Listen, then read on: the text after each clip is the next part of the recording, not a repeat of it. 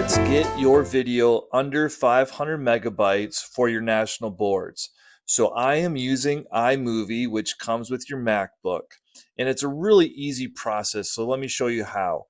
Up here in the top corner, you have this share button. So I'm gonna go ahead and click it, and then I'm going to click export file. And you can see right here, it says right now my video is currently 151 gigabytes.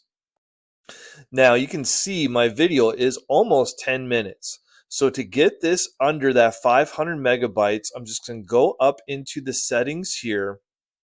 You can see here where it says resolution. I'm going to drop that resolution to 540p. And you can see I almost have it under that 500 megabytes. And then I'm going to go right here where it says quality. And I'm going to go from high to medium. And now it is way under that 500 megabytes. And then I will just click next and I will click save. And my video is now saving to my desktop and it is under 500 megabytes.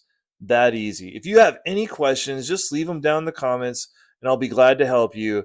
I know the whole national board process can be very, what's the good word for it? Nerve-wracking. So if you have any questions on how to go through this process in iMovie on your MacBook, just leave your questions down in the comments and I'll be glad to help you. And good luck with your national boards.